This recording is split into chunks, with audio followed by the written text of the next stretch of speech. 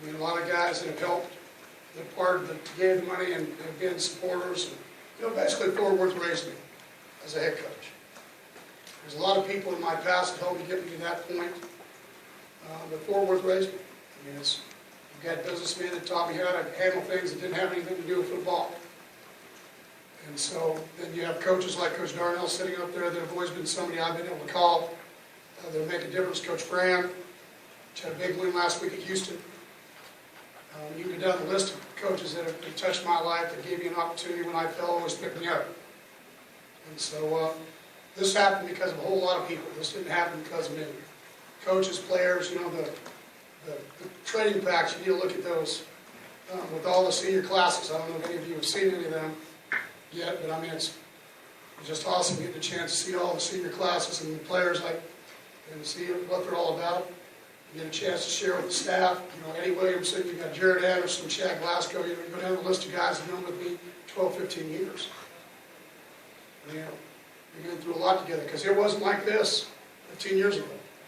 We had an old shed back here that we got in. We had to pull petitions. We walked a mile and a half over to the soccer fields and practice. I mean, just go down the list of things that have happened since that all happened. And to watch all this happen and see all the things that's gone on with the stadium in the last 3 or 4 days is just spectacular. And so, all the way, I don't know if Christy's up. Is she up there?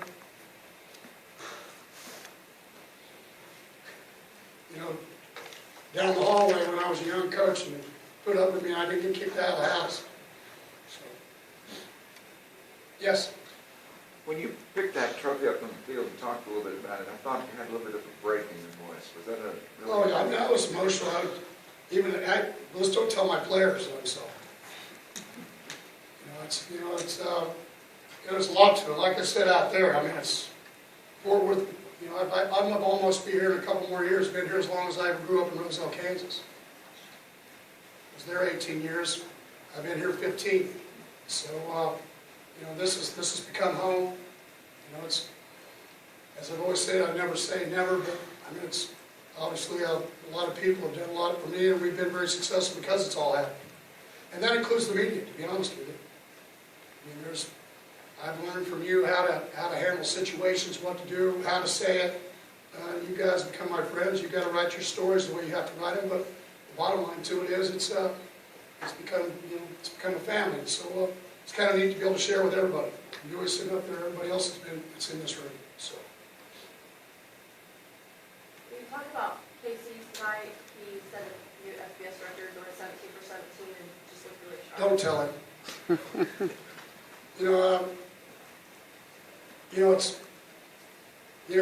He's interesting because, if I watched him, they dropped and he overthrew all, because I watched pregame, we were off and we didn't seem like we had much emotion at all, and we go and play and do the things we need to do. So we're going to have to play like that. We're going to have to keep growing up. I was really excited about Big V and Avion Collins, the 2 freshman tackles. I mean, Devontae Fields, the freshman defensive end that got a sack. I mean, Deontay Gray, the freshman punt returner. If he just run in the right hole, he might have had another 100 yards. So we got a middle return. He's running down the sidelines. We got a sideline return. He's running down the middle. You took a couple harder hits than what you like to, but you got to, like I was telling you before, sometimes adults hold back kids.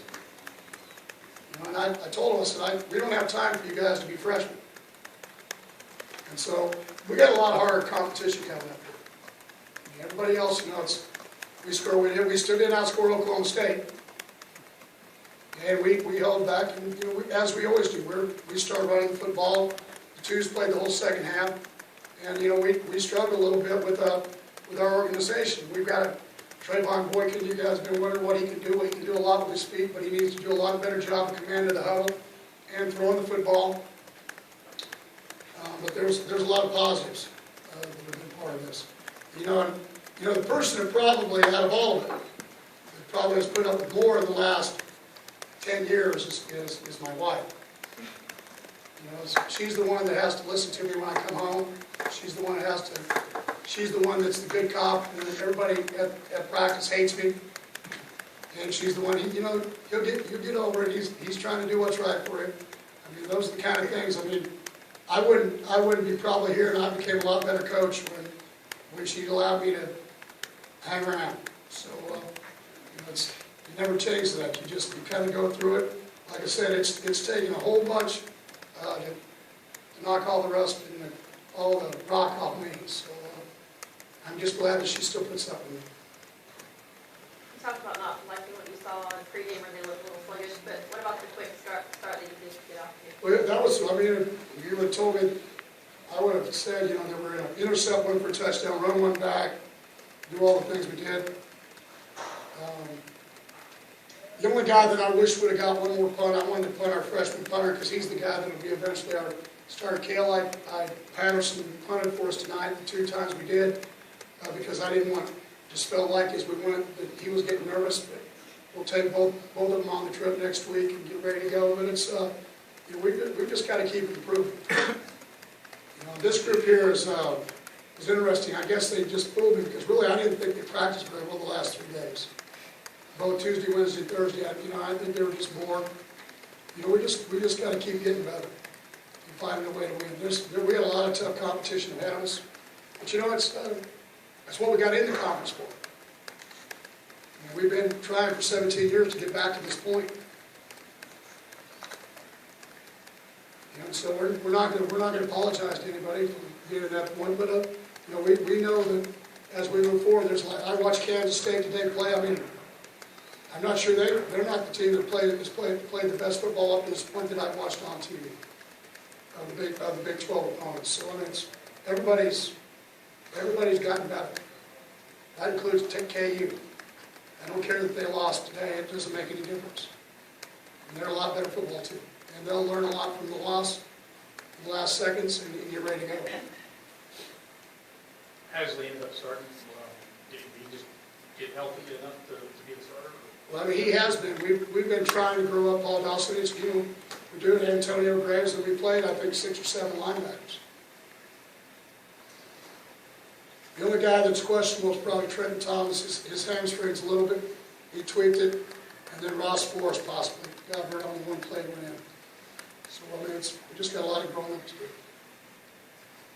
talked about Elijah. He had a couple stops on their first drive, and then had a pick 6. He played well. He got us lined up wrong in a formation, but outside of that, communication. Defensively, we got to keep communicating. You get in a lot of trouble when you don't. They got to get to where they hunt together and they trust each other, and then we just need to keep doing that from the groups so we get ready to go. It's just going to be part of it. Is that why some of the first stringers saw some action in the second half to work on that communication and chemistry together? Well, one of the things, you only have X amount of players. So besides, Casey didn't play in the second half, but and Tucker and Raymond played about 3 or 4 plays, and they didn't play anymore. But besides that, Avion, Big V, Tyle, Fabergé, the big tackles, all of those guys need to work. I mean, it's going to be they need to be able to play 40, 50 plays a game, and I think most of them played maybe 40. So we got out. We felt like fairly. Knock on wood, we got out fairly clean tonight. Getting ready for because you got 11 o'clock start. So Kansas played the daytime. They're at home. They don't have to travel, so we got to play.